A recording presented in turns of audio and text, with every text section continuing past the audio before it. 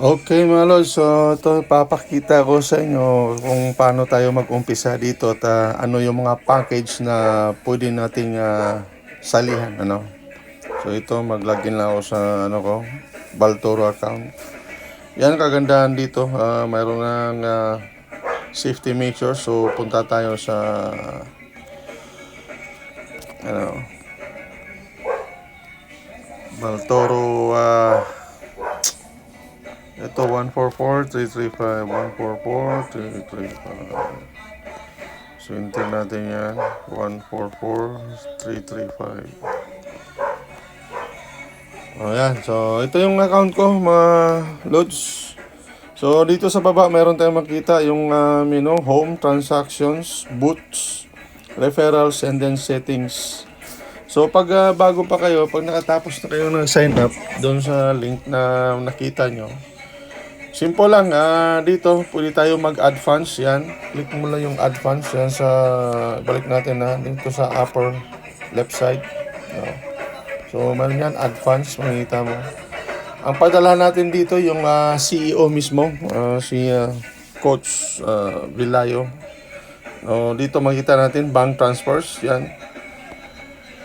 So nandyan yung mga information. Choose tayo ng bank, BPI, GoTime, Metrobank, Cbank, Union. Yan. So halimbawa pag BPI, ayan, makita natin yung information ni Coach Kelly Reno Vilayo. Diyan yung account number, enter nyo lang. So amount, dito sa amount na magdepende to kasi minimum natin is 500. So pwede kayong mag-enter ng more than 500, wag lang below 500 na. So automatic, gaya ko, nag-umpisa ko dati 3,000. So enter ko yung 3,000 dyan. Enter mo yung 3,000 dyan. And then kasi ginamit natin magpapadala GCash, makikita natin yung transaction o reference number. So enter natin yung reference number dito.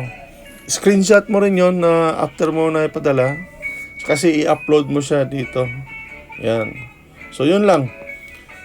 Enter ang reference number, then i-submit mo yung na-screenshot mo.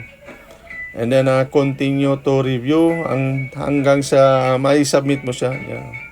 Wala man tayo ito kasi pinifill out yan. So, ganoon yun mga lods.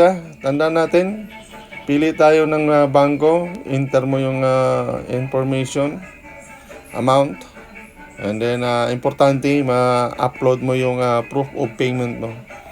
Kahit na wala nang additional, optional man lang yung So, balik tayo sa home uli. So, once na naipadala mo yon dito sa upper right side, meron ka makitang envelope dyan. Click mo yung envelope at dito, yan yung sa akin.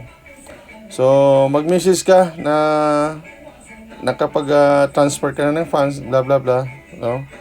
So, yan, pag nag-reflect na siya dito, nakikita mo na yung available balance. Punta ka na sa boots, dito sa boots. Dalawang pagpipilian natin. Yung MEB Daily Yield at saka MEB Boot, itong nasa baba. So, dito yung minimum 500. So, halimbawa pag 500 yan or 3,000, start mo lang yung boot. And then, ito makikita mo naman yung enter mo yung amount. So, makikita mo dito yung percentage na makukuha mo. Kaya nga, for 30 days, 1.5% per day yan. So, pag nakalampas ka dyan, 30 to 59 days, makikita natin is 1.75% per day. So, yung capital, dyan lang yan sa account. Hindi mo siya mawi-withdraw hanggang hindi lumagpas yung 30 days. Yung profit dyan, anytime mo pwedeng mai-withdraw, So, profit, walang problema, ma-withdraw yung capital after sa contract na pipiliin mo. So, ito, pag lumagpas ka na ng 60 days, 2%, 90 days, 2.25. So, 120 days, 2.5. So, 150 to 179 days, 2.75. And then, pag nasa 180 days na, 3% na yung daily profit mo dyan. So, makikita naman natin dito sa baba ang investment mo kung magkano, and then the daily profit, And then yun, kulay pula na itong subscribe now. Pag satisfied ka na, halimbawa nag-enter ka ng 500 dyan, at pinili mo yung ito kasi sa akin, hindi pa yan pwede kasi 445 man ng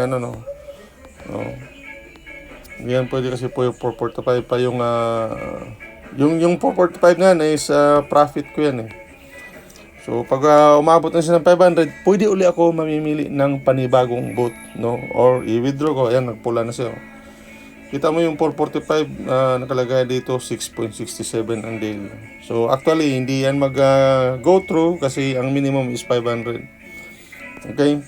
So yun siya, mamimili tayo ng boat. Dito lang tayo sa MIB daily yield para yung profit papasok siya on a daily basis. Kasi dito sa MIBBOT, naka-lock in to, yan nakalagay lock in.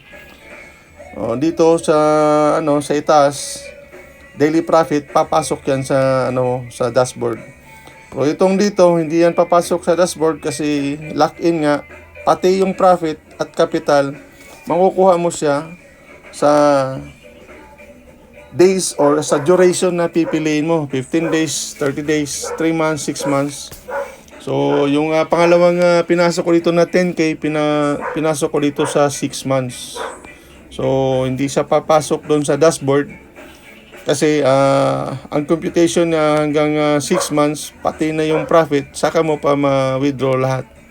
Kung gaya yung sa akin, yung 10,200, ang profit noon is 36,720. So, plus 10,000, so 46 ang ma-withdraw after 6 months.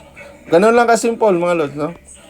So, wala ka nang ibang pipiliin, kundi pili ka lang ng dalawang boot after na papasok na yung available balance dito na pinasok mo na deposit mo.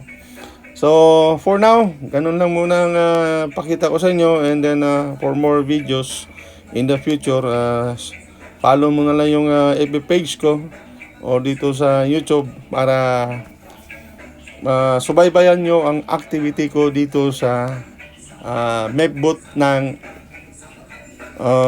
Baltoro Spartan Trading VST. Okay, so yun lang muna. Hanggang dito lang. Thank you and bye-bye.